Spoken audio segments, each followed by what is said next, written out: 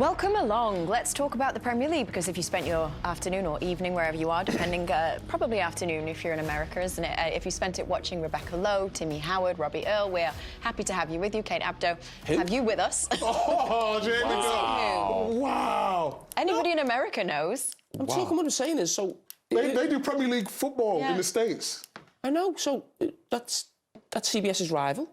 Yeah, but we're bigger than that. We're all right with that. They're friends of ours. They pay your wages, do they? Why would they pay my wages? I know, so what are we giving them a big lift up for? We're just saying hi. If you spent your afternoon... The soccer community understands if you spent your afternoon watching them, maybe now you've switched over, maybe now you're with us as Champions League. Welcome along. I think you're looking for a transfer. It's all one football family, isn't it? You're looking for a you're looking for a transfer. How did you feel about the City? We'll have Rebecca. Pardon? No, you've got me. You don't have Rebecca. Anywho... Who would you rather have? What? Oh, big decision. Rebecca Lowe. How long have we worked together now, you and me? 2 years, Feels like 3 about years? 10 But to be honest, you're not very loyal. Oh, wow. You go the World Cup, I've got to back Jamie up on this one. Yeah. When I went to the States, you act like you didn't even know me. I go to the World Cup. Yeah. You ghosted me. Okay, you know what? When it was Let's go back to this, because I'm tired of this Destination narrative. Brooklyn. Tired of this narrative. When I was in Qatar, I met up with Mo, CBS family. Nico Cantor, CBS family. Pete Radovich, CBS family. Okay. No. Silvio. What have they all... You don't even know, is this Silvio? Oh, Silvio who? Who's Silvio? She knows everyone from NBC. She knows everyone from NBC, but she doesn't know Silvio from CBS. I'm blanking on his second name. What have they all got in common? Anyway, what they've all got in common... They're American. This is precisely my point. Moving on. Whatever. Well, honestly. Who enjoyed the... I'm so glad we're talking Premier League. Who enjoyed the Man City-Arsenal game? You seem to. It was about 3-1, I think. Was it? Got on my notes, yeah, just in case. But yeah, it was a good game. I mean... Nieva, Silvio Nieva just came back. Okay, let it go, please. Silvio, honestly, I wouldn't accept that. She hasn't stopped talking about a fella called Matthew Barker for the last 2 months, and she doesn't even know Silvio. We all know Sil. Lo siento mucho, Silvio. Perdóname. Go ahead. Man City. I mean, it's just ridiculous. Can we move on, please? You don't want to talk about Manchester City? Yeah, it was a good game. I thought Arsenal coming into this game with no Thomas Partey was always going to be the difference, if I'm being totally honest. I want to show you the first goal. It was a big decision to bring Tomiyasu into the right-back position, normally Ben White, and he has the option to play it back, and he just... too short, and it's a wonderful finish from De Bruyne. But if I'm in that full-back position, I'm just kicking it out. There's no point. I'm kicking it out. There's no point taking any risks there. No one can score from Rosette. Exactly, and you've got the class of someone like Kevin De Bruyne, who, when he plays, Manchester City are a completely different team, and he was on it today, and he was the difference. Arsenal came back into it. The penalty incident for Arsenal, which I think everybody at the table thought was relatively soft. Is that fair? Even you, Thierry? Yeah, I thought it was, but then after looking at it, first and foremost, give credit to Eddie Nketiah moving there. But I'm asking myself, why, Ederson, you have to go all the way there? Where would they have scored in that tight angle? You know, you have Kyle Walker with him. Still, where would he have scored? Why do you have to go there? Why do you have to go there? Why do you have to expose yourself to that? And when you look at it, is there contact in nowadays? Yes, it is contact, and people are going to give a penalty for that. So it was a penalty. Bukayo Saka, sorry, mixed up my vowels. Do you need a minute? Yeah, I do. He stepped up for the penalty for Rebecca Lowe us. his name. I know.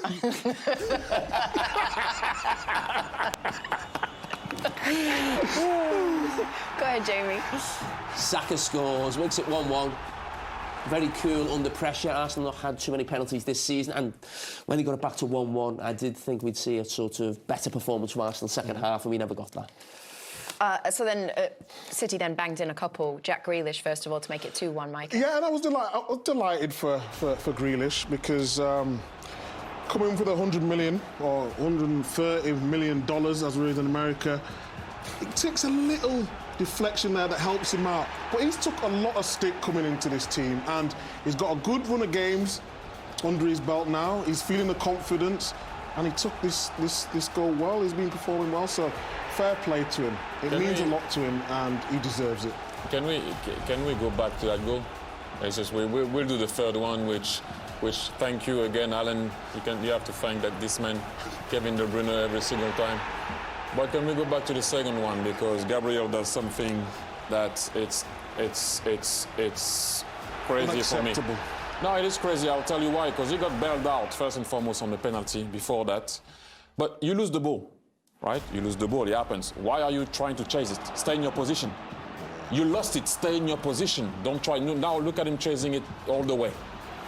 If you go back when he loses it, you lost it. Okay, do not lose your man after. Look at your defense now has to shuffle across. Obviously now the right back has to shuffle across, and you're dead. If he stayed in his position, even though it was a mistake, it wouldn't have been a goal. And that's why sometimes I feel like teams that win titles cannot lose their control in any moment. Man City, and you asked questions at the beginning. I wished, I hoped that Arsenal could win the game. I said 2-1 for Arsenal. But when you look at it, City tonight showed you why they are champion so far, because nobody took that title yet. And I will add something also that I will say, since those, financial fine or not fine or whatever's going to happen to accusation, whatever's going to happen to City, allegation. I think that little thing did add something extra into City's mind in that dressing room. I don't think it's little. I'd call it big. No, yeah, it is, but it changed. It changed. It's a siege mentality, isn't it? It changed it because now Pep can say to everybody, they don't want us to win. Let's show them that we're still the champion. And the way they played tonight, they played as champions. What was the big thing sort of second half here in terms of for Arsenal? Because what we talk about Manchester City, we've seen this for 4 or 5 years for Manchester City. Arsenal put themselves in a great position. What would your message to be? You've won titles at Arsenal. What would your message be if you're in that dressing room, you're in that training ground tomorrow, talking to that young squad of players? It is. Look, I thought that we're going to go to the cup game. I thought the cup game was very, very significant because it does matter when you play against a team that you're fighting for the title. Now they came to your place and they beat you. Can you now show that you can respond? Because since the beginning of the season, City had to respond to what Arsenal was doing. Can you keep your composure, go at Villa and rectify that straight away at the weekend and show that you can be very difficult. Man United are behind. I don't know if they can actually stay with City and Arsenal. Who knows? But just stay calm. You lost against a great team today that, as we mentioned, Foden comes on, Akanji comes on. Do you have the same bench at Arsenal? I'm not too sure also. But keep your composure. You lost that one. It doesn't mean that everything has to go now in the bin. Keep your composure, go and try to rectify that straight away against Villa and see what you can do. You still have a game in hand. Yeah. Now it's going to be tough, though. I think the big thing for Arsenal is not to, as Thierry said, is panic. The only way I've ever felt Arsenal could win the league, I don't know if you agree, Thierry, is on the fact that Manchester City are going to probably go to at least the semi-finals of the Champions League. You'd expect them to get to the FA Cup final or the semi-final. And just when it gets to sort of late March, the whole of April, there'll be so many games for City, and will Arsenal, even if they were level 2 points behind, could they then still come late? You know what I was hoping for secretly? Because, I don't see straight when it comes to Arsenal. What I was hoping is that can we get a bigger gap before European competition comes? Even for us, we do have it also. So I wanted a bigger gap because of the depth of our squad before we go into Europe. Because City are used to play this type of games, this type of... Do you think Arteta would go really strong, especially in these sort of early rounds of knockout stage in Europa League, considering where they are in the Premier League? You're gonna have to at one point. You're gonna have to play who you have to play. You need also momentum, carry momentum. National teams are coming back, and I've been in that situation also. When you play all those games and you have to go in the national team also when everybody does rest, it takes something out of you. Do we have the depth of Arsenal? We don't have the depth of Man City. That is for sure. That's why. So do you think they made a mistake not spending more money in January? But who? You know, it seems like they know that. Well, it doesn't seem like they go about their business a certain way. So I don't think they just buy player for the sake of buying player. Maybe they were targeting one that they couldn't get. I think they go with what they can target. If they can't get what they target, then obviously they went and get Jorginho. I don't think they wanted Jorginho right from the start. It happens. But I still think that we're short, but they don't go and just buy players for the sake of buying players. Yeah, but Mudryk was the player that they wanted. It was just that they didn't offer him enough money. Yeah, but that was a money thing, I guess. Yeah, what I'm saying is, do you think that the board should have backed him? I don't see Arsenal being in this position next season, even if they go and buy 3 or 4 players. I mean, in terms of being 5 or 6 points clear at halfway stage. That was a lot of money to go and buy Mudryk for that. Was he going to have an impact straight away on that team? They went for Trossard, that knows the league, that have been there for a long time, that can maybe adapt quicker and better. But I'm going back to, I wish we had more points. The Brentford game for me was massive also, you know. But it was always going to happen. It's going to happen during a season where you're not going to win maybe 2 to 3 games. How are we going to react to that? It's not how you fall, it's how you go back on your feet and you stand after that along the way. So hopefully we can do that. But City are used to play that type of role and that type of battle. Sorry. I was like, whoa, was that too long? She's flushed it again. No, I was 3 times somebody was trying to say something to me, but it was 3 times the other producer spoke to me at the same time and I couldn't hear anybody. So I was flustered, but I thought I was doing it off camera in secret. No, but you did it straight away. But again, let's not go back. What Mikel Arteta, what Arsenal, what's been happening, let's not, because of what happened tonight, put everything away. Like, obviously, you're battling for the title. If at the end you don't win the title, it will be massive disappointment because you were, for a long time, there. But would it be a bad season? I don't think so, because it's a long time that I didn't hear the Emirates like that. You know, when I meet people in town, they're like, you know, it's good to talk about are we going to win the league instead of are we going to make the top 4. It's different. So let's not also throw everything away. Keep your composure and try to win at Villa game by game and see what's going to happen. So embarrassing. No, you know something? I wouldn't act like I wouldn't be going like that to my dad. I wouldn't do that. Because it's just disrespectful. It's not a thing, but when Saka scored the penalty, how was you? When the cameras weren't watching? I didn't do nothing when Saka. I was just like, I was really fortunate. I was about to ask where on earth you got that from, because I've never seen it once before. One quick question, how are the hamstrings? I know. They're all right, you know, I've been working out, haven't I? Moving, So yeah. I'm getting my sharpness back. No. He said that with a straight face almost as well. Let's get a bit more serious. Here are the post-match thoughts of Pep Guardiola. Intense, physical battle that was. Yeah, 2 sides. The first half, Arsenal was much better than us. We were not good enough, intense. Maybe because I changed something and it didn't work. In the second half, we were more aggressive. We were much better, and yeah, we did it. How important was the introduction of Akanji when he came on? Because that seemed to switch things a little bit. I would say before Manu Akanji came in, the team was playing much better. For the first minute of the second half, the team was completely different. We pressed more high, more intense. And I think Bernardo jumped really well to Odegaard, and after Ruben jumped perfectly to Odegaard and didn't have this extra man in the middle that they create. And Kyle and Manu, Ruben, and of course Nathan, they make an extraordinary, because control Saka, control Martinelli and Ketia is not easy. Do you think it was a penalty?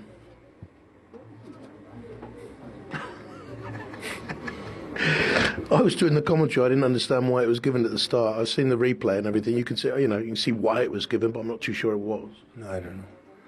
It didn't matter in the end, did it? Really? You've got this player up front, Pep. Because we won, it doesn't matter, of course. Yeah. Up front, you've got Erling Haaland. And people say, look, he just scores goals. I was watching him tonight. All the time, he's at the centre halves, all the time. Yeah, it was brilliant. Helped us a lot fighting against Saliba. Gabriel's not easy. And sometimes it's a little bit more. Today, we spoke a lot these days about the behaviour of the defender from Arsenal, how the contact, against them you have to use the contact, you have to use the body, otherwise it will be more difficult, and he helped us a lot for the long balls, because when a team play man-to-man and leave just the keeper alone, at the end you have to use this kind of a little bit weapon that we have with Erling right now, and it was a turnover in the second half. The way that Arsenal fans reacted at the end is almost as if they think it's over. It's half of the season roughly to go. I mean, nothing can be decided tonight. If they win the game in hand, they are the top of the league. So what they have done is incredible. The important is that still we are there. The important League is coming, Europa League is coming, many games, a tire for the people, the players, but of course it was important to be here because 6 points behind just in case we'll lose. When one game in hand, 9 points, hypothetical happen, recover 9 points to Arsenal is not easy. But no, we're close, especially for the fact how we behave really well in the second half with a lot of personality to do it. Well done. Thank you, guys. Interesting insight into the difference in tactics in that second half and to what we saw, Sean. Yeah, well, I think You mentioned it, remember when you said it? Yeah, drop at the back, start. drop back, that's back. Yeah, and I think Arsenal accepted that. I think Arsenal needed to just stick with the way they were in the first half and be a little bit aggressive, because I think that may have put City on the back foot. But the deeper Arsenal got, it kind of allowed City to be more aggressive, especially in the final third. And that's where all the problems I felt started coming for Arsenal. They was trying to be too cute and clever because neither team liked to play those long balls out the back. So they always try to play out the back. And if they don't get it right on the press, the chances will be created from those mistakes, and that's exactly what happened. I think that you know, Arsenal and what they've been doing up to this point has been successful. I think even in the first half, though, Sean, you know, Arsenal did play out and beat the press, come out around the sides, and he said they got tighter, they pressed a lot quicker and more aggressively, like you say, and then they forced the mistakes, and then they punished us with the mistakes. And when you're having one shot on target, and then City are going to get better in the second half. They're going to get chances to their top guys, and they will take them. It's a lot of pressure on the defence, and that's why the individual mistakes then come in. Pep didn't really want to answer the question whether it was a penalty. It didn't matter in the end, but it did at half-time. We had a long debate about this. Sean didn't think it was a penalty. I understand why it's given, but I think if they're going to give that, they have to be consistent across the board with that, because there's been a lot of that this season that hasn't been given. So, in general, like you said, it doesn't matter now, but at the time I was raging about it. Yeah. You know, the thing is again, you know, you're seeing decisions where, you know, Dermot explained it quite well, to be honest, and you accept it. And of course, I'm going to accept it. Your team's getting a penalty, but like if that was against you feel like it's a bit soft. But you know, they're given now. Those are given. And Saka put it away. Very well. And at the time, at 1-1, this was an important moment. A very important moment because you know, we're talking about having to score to get us back in the game that we were doing okay in. It was playing okay in that, and like I said, by then we had chances. You know, so I didn't think it was a bad thing for us to be 1-1 at the time. What you're hoping for is to come out in the second half and try to get a little bit more of the ball to push them back a little bit more, but we couldn't quite do it in the second half. OK, well, Mikel Arteta was jumping for joy after Saka's penalty, had them 1-1 at half-time. Let's see how he's feeling at full-time. How do you sum up the night? Well, at the end, disappointment because we lost it, and I say we because we lost it. I think it was an incredible battle between two teams. And when we had them, we just give them the goals. Absolutely give them the goals. And against this team, they're going to destroy it. And they did. In the other hand, we had three big chances against this team. We didn't put them away. That was the difference. Difference at either end, then, in terms of also being clinical. Was that clearly something that could have been better? You have to be. To beat them, we have to be over our level, you know, because they are such a team, individually, the quality that they have. But we absolutely matched them. I think we had them in big moments. But again, the games are defined in individual moments, especially in the box, and they were better than us. You got a penalty. Should there have been a second yellow card, do you think, for the goalkeeper, Ederson? I haven't seen the action again, but we were discussing that. How do you view your team's performance? At half-time, did you think this is our game to win? And the second half as well, we have certain periods that we were really imprecise. The restarts of play, we didn't read the situation well enough. We played fast when we didn't have any advantage, and we put ourselves in trouble, which, okay, we can accept that, but still the way we gave the goals away is just at this level. You not did possible. Clearly that you said though pre-match we play the Arsenal way, and do you think maybe then you overplayed in terms of? In certain areas of the pitch, especially after regaining the ball deep, yes, you don't play that. You have to play a different game, and we didn't read those situations well enough.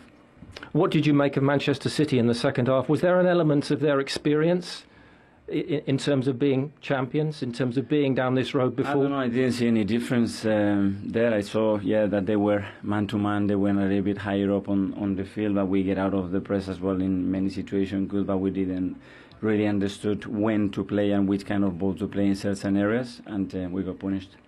It's a tough run for your team right now. What's the message to the players and, of course, to the fans? Because the atmosphere tonight, as you know, was exceptional, wasn't it? That the atmosphere and the performance, I think it was really good. If you take away that you gave Manchester City 3 goals. But for the rest, I don't know what else I can demand to the players to match that level. They are the best team in the world, and we match that level. But after, it's just necessary to do certain things better to beat them. You talked about belief being key. What now, in terms of belief, do you feel to win this league? I have more belief because I see a team that is going head-to-head with them. And now, of course, you can go above them again. And then, early kick-off at Aston Villa. You have to go to the next one. And in 3 days, we have another really difficult game. And this league is like that. Every 3 days, you have to be at your best. But more players, yeah. Thank you. Thank you. And maybe a little bit low on confidence are tough games. Villa will bounce back from their game. Leicester are in good form at the moment. We've seen Everton have a little change of form, obviously lost against Liverpool, but that was the derby. Bournemouth, you're probably hoping that you can go away to at home against Bournemouth, you can beat them. Fulham's going to be tough. And Palace is going to be tough, 2 London derbies. So none of those are easy, but that's what you need. This is what's going to happen at this stage of the season. You're going to get games where those games and those teams want to come to Arsenal and they want to beat them. Arsenal have to now bounce back. We're still in a title race. We're still in it. We win our game in hand, we're back amongst it. So it's not too doom and gloom. It's disappointing, but it's not too doom and gloom. But none of those are really easy. What about City's run? Obviously, they've got to play Newcastle and Liverpool in the next 6. I think they're the ones that stand out to me, to be honest with you. I think that it will be hard at the City ground at Forest away to start with, but I think they should win the first 2 games for me personally, especially on the form that they're in right now. I think Newcastle will be a very tough one, the way they defend. Palace always seems to be a tough one for City as well. They always seem to concede a goal. But Liverpool, I think, is the one that may cause us problems, because I feel like the way they played when I watched them their last game, I think it was yesterday, much better. They look much better. They look back Energized. to the Liverpool that we used to see, the high press, the quick breaks, and we know that is one thing City never really deal with too well, when teams just hit you off the counter-attack from a corner. So I think Liverpool's the biggest threat to me right now. Yeah, but Sean, I see a couple of... I see with City the way they're playing now, I see them, maybe we know that Palace caused City problems and Liverpool look like they're getting form, but the rest of them, I think City beat them comfortably. We have to factor in the obsession of the Champions League, which is resuming in the next couple of weeks as well. But and Arsenal don't play in the Europa League till March, and we don't expect many of the Premier League players to. Yeah, but we know that what the Premier League means to Pep, and of course we know that City are on a quest to try and win the Champions League. But with those games, I can't see City losing any of those games. Even this weekend, Arsenal play first. Even in a couple of hours, they could be back top of the table before City play. Yeah. Are we at the stage where even these little things now can? Well, it does matter, and this is what's important now. It's important for Arsenal to win that game, so as they can say, listen, we're not going away. It's vitally important that they do that, because they've got to bounce back from it. They've done brilliantly up to this point. You don't want it to all fall away. A lot of hard work, good work's gone into this part of the season, and this is the testing part of the season. So we need them to answer back what's going on, win the game in hand, and then say, right, let's see what you got now. And this is where I think now the experience of them going the full yard of a title race comes into play, is that if Arsenal win, they've been there before. So they will just get on with that game as if that didn't happen. They know now that all they need to do is just do their job. They don't think about anybody else. And that's what I think City's always been good at, whether they're either chasing or on top of the pack. They basically just don't care about nobody else. They just know as long as they keep winning, it's up to everybody else. And that's where I think they'll benefit. I was just going to say, when we won the league, I know you won it as well, but I was in a much better frame of mind than you. But do you know what? I'm going to let you can have that one because it's not been a good day for you. Are you confident there's enough, 1 point from 9, there's enough in that to go to Villa and bounce back straight away? Yeah, absolutely do. Yeah, because and the reason why you have to think that as well, Steve, is because I think they have to. They have to, somewhere along the line, they've got to win a game again, because it's been a few games now and they've not won a game. They need to win a game again, get their confidence going, get Eddie going, maybe nick a couple of goals. I know that Jesus is not a million miles away now, so you're hoping that he'll be back soon, maybe. But what's got to happen is that we need some form of injection of something somewhere to bring confidence back into that team. One final question. Has he been humble enough in victory for your side? He's been really good. I'm really proud of the way he's acted. It makes me proud of him. It's been fun. The blockbuster didn't disappoint. We'll see you soon. Yeah, what a brilliant interview that, where you could see just how much it meant to him on a personal and team level there. I think going to the Emirates, some people say they were in a bad spell, but they've always been a massive club, and any time you can beat Arsenal at home, I feel has always been an achievement. It's never been easy to go there, and it certainly isn't going to be any easier now that the way when they haven't lost there in like 13 games is a massive, not only statement, but a confidence booster for City. And that's why I said before the show, if they do beat them, then you can see them going on a massive run because of the type of game and the players they played against today. Yeah, I think that when you look at City and it's quite ominous, him saying things like, it's time for them to go on a run, win back-to-back games, because they know that this is the stage of the season where you need to start doing that. Because if you've got teams like Arsenal going to places like Everton, and then you play them and then you beat them, and then what happens is that they want the next game to come as soon as they can, so as they can win that game again, then put even more pressure on Arsenal. Hopefully Arsenal, maybe, you never know, maybe there's too much pressure on that for them. Maybe people won't be expecting so much in respect of them being at the top. So what you're hoping, they've lost 2 out of the last 3 now, and they've got to keep it going, because this is a good season they're having up to this point. They dealt with them all right up to this point, but now they're going to have to just start to try to get themselves together to start putting some wins together. To both boxes there, you can see in terms of the shots. Particularly, City had 6 on target in April 2012, and they lost courtesy of a Mikel Arteta winning goal back in 2012. But as you said to us earlier on, Wright, it doesn't matter about the possession if you've only got 1 shot on target. Well, that's what, like Martin Odegaard alluded to there, it's in the boxes. You're looking there, 1 shot on target. When you're playing against City, you know that they're going to have some chances, so you're going to have to create more chances than that. And then what happens is it ends up turning into the defence being put under pressure. They couldn't sustain the pressure they was put under, and then individual mistakes. You can't do anything. You can't legislate for individual mistakes. But then I sound like a broken record, but you have to take the chances. You have to at least hit the target. You have to work the goalkeeper. How good were these chances at Premier League level? Very good chances. I think when you look at this one from this cross, this is a fantastic cross what comes in, and you have to hit the target with that. This is fantastic. This is the one what you're thinking. Last night you're thinking, if I could just get one of those chances. He's obviously taken his eye off the ball that's come off his shoulder, and that's where you have to be looking at that properly. You have to be heading that right off the meat of your forehead. That one there, you could see it coming, it's looping. You've got to step back so you're not going towards it. I think he's got to take that opportunity to shoot. He doesn't take that opportunity to shoot there. Saka, and again, you have to give City credit because they get the bodies back in there. And then the same with Saka. This is his good foot. Look, he's on his good foot.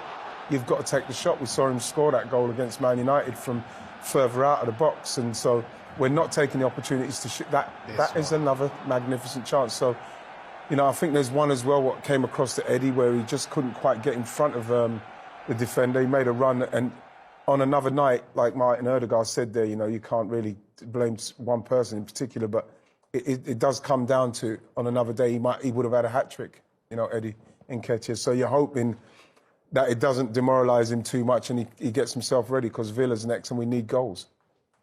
I have to agree, especially the last chance that we just saw there. Personally, I don't think he realises how much time he has. And I've been in a situation before.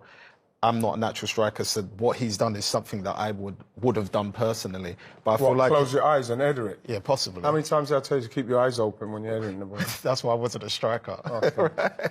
But yeah, I think he could have even. Did he not listen, Dad? Of course he didn't listen. He didn't think he'd have to header it as much as well because he's so small. But at the same time, you could see Eddie look like he closed his eyes there. He would close his eyes some of the times. I remember. No, I think I would have tried to take that down. I think. That's coming too fast. No, I don't. I'm not like. I feel like that he doesn't realise how much time he's got. If he's controlled, it is fine. He has time to bring that. Which one are you talking about? The last one that comes in. He tries to header it. Yeah. I think if there's possibilities that he could have taken it down.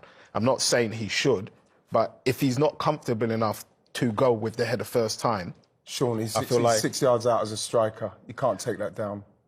Because because like the first thing that's going to happen, the ball's coming across at such pace that I don't know how you're going to stop it so as you can get it down, so as you can finish it. You head that in. He's 6 yards out, bro. I don't know. I mean, you know what? I'm with him, but I've got to be on his side. How many Premier League goals did Sean score with his head? Two. This is what I'm saying, two. One was against Robert. One. At Upton Park.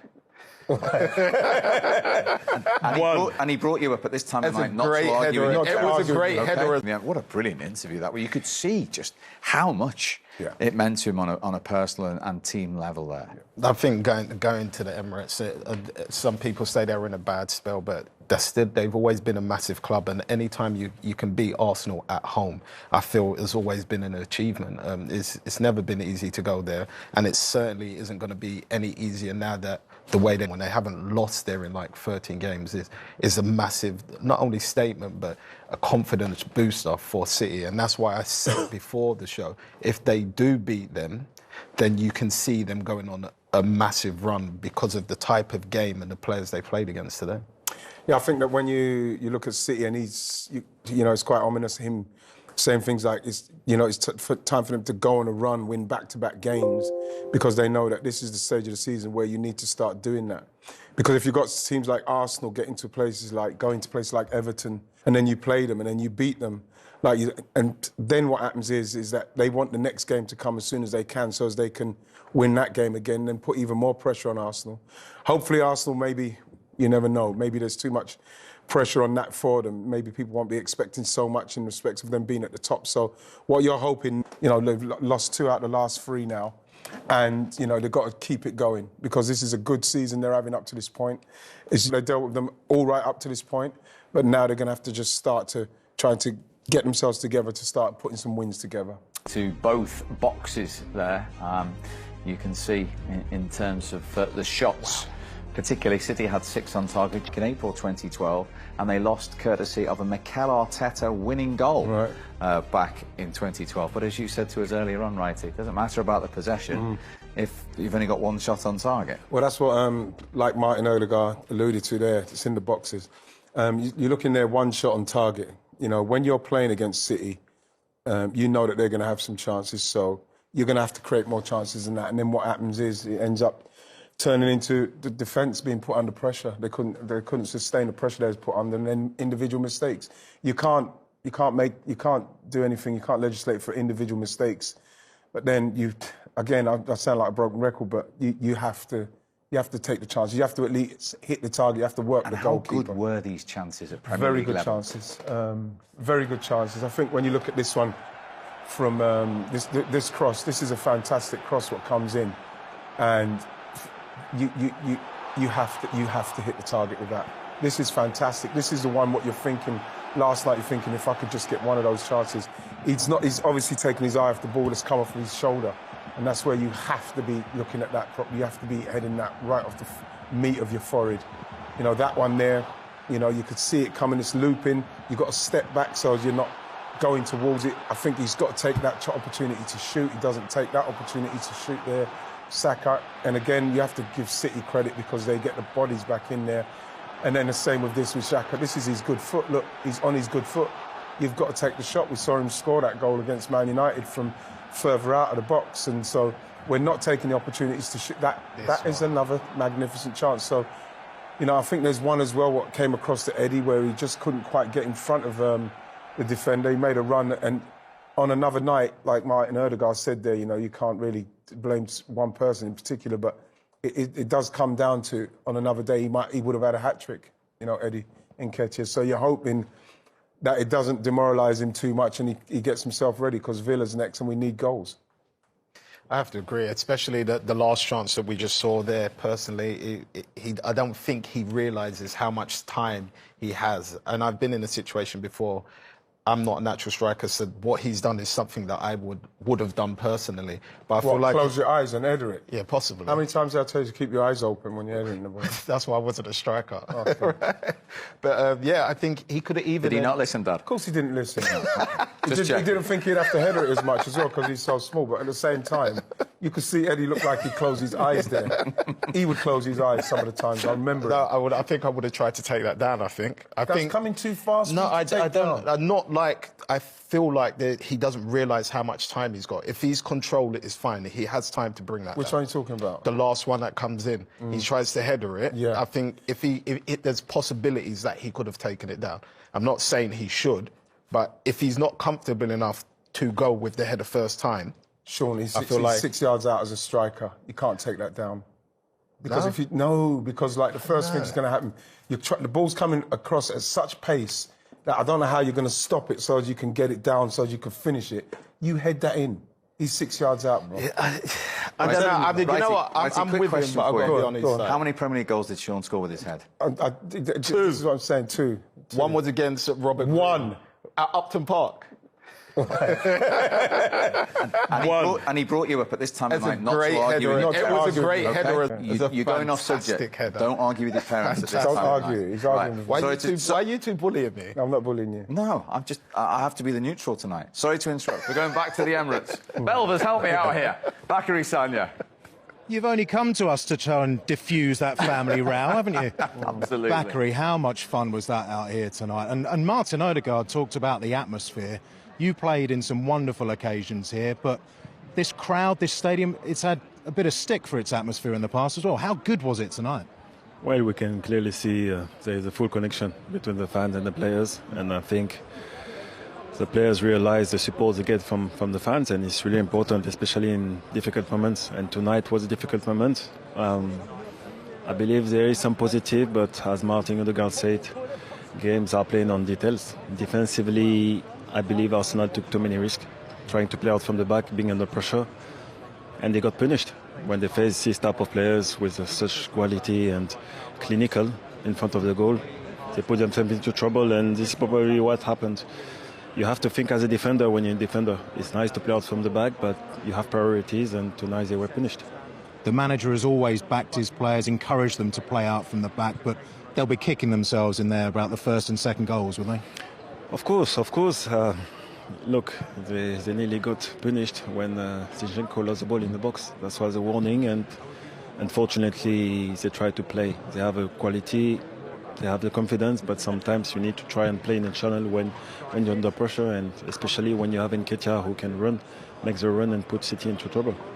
Tell me about City. Kevin De Bruyne has had a reasonably quiet time for what we're used to from him. How good was he tonight for the goal and assist?